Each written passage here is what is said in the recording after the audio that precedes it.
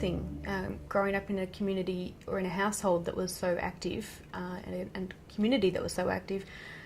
The idea that, you love your neighbour and you be good to your neighbour and you look out for each other was just always very much part of the place I grew up in, which it was clearly a product of the church I grew up in. That was very central to our social life, our cultural life, and our faith life, of course.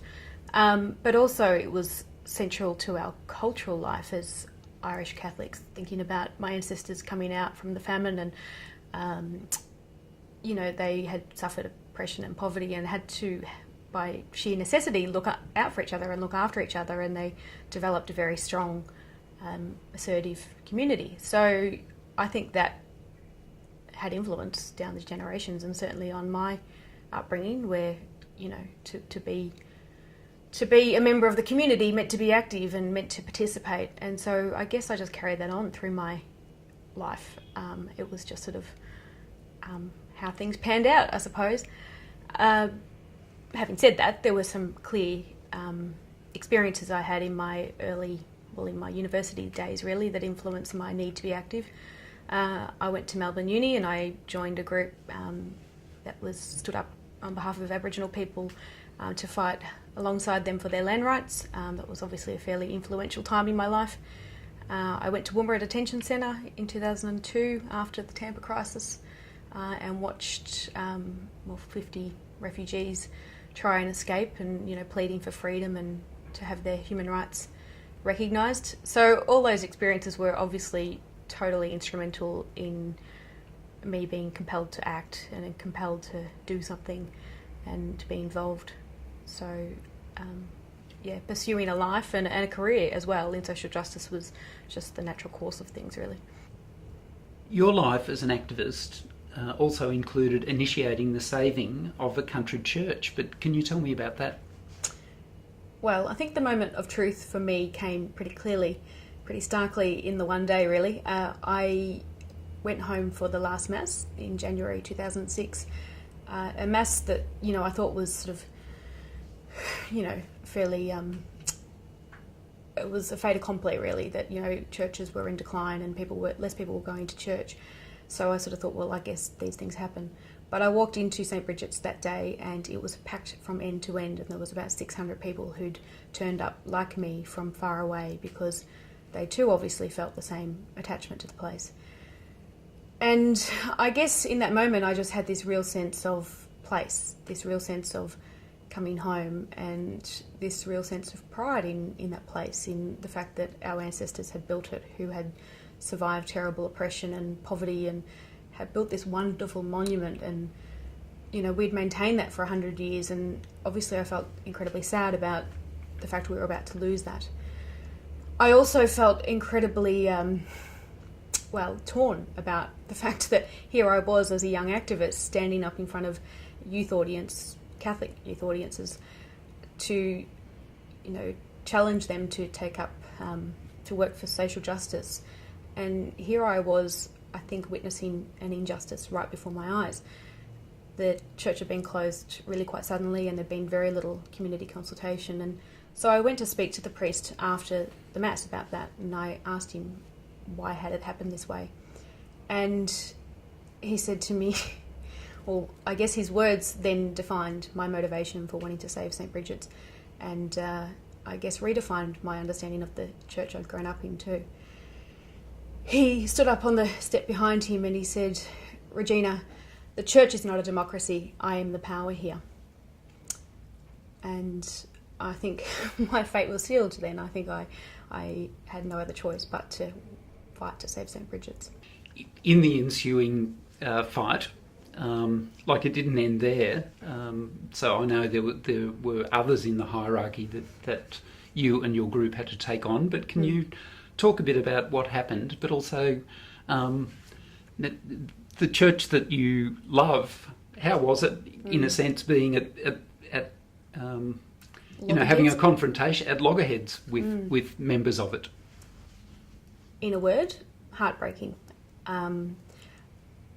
For me and particularly for my parents, lifelong Catholics, rusted on Catholics, raised 10 children.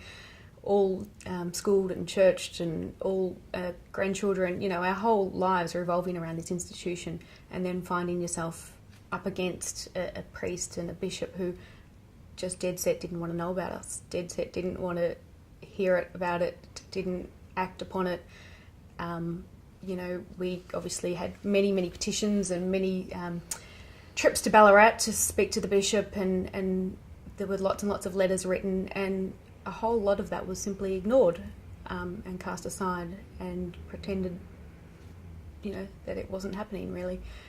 So it was incredibly frustrating. I fought in a number of campaigns in my life and been involved in, quite a few community groups, and this was obviously the most close to home, but it was also the most frustrating because, in other campaigns you're fighting, I guess, against a government or a big fat corporate or somebody whose values, aren't necessarily like yours or of your own. And yet here we were up against an institution that actually taught us these values, that were actually the, main reason why I had that job I had and that career I had. And then all of a sudden here I was being forced to fight against that same institution.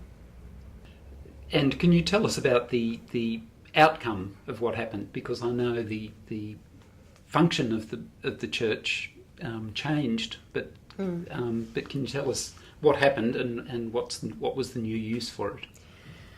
Well, that deciding what would become of St. Brigid's took some time, many years actually. There were those of us who thought it should remain a church, a Catholic church, and we fought to that end.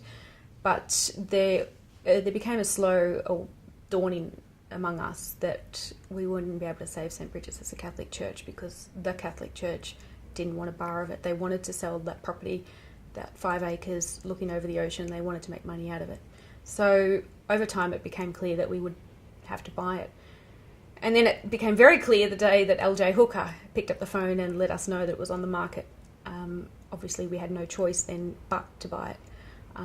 And so there ensued a 6 to 8 week period of absolute chaos and mayhem as our community mobilised, locally of course, but around the nation, and we ended up on the 7:30 report and got some quite good national coverage and national support of people, I guess, who saw what we were up against and saw how wrong it was that a little community who had built this church and paid for this church were now in fact going to have to pay for it again.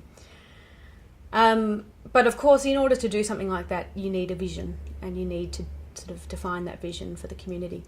And thankfully we had a couple of visionaries in our town.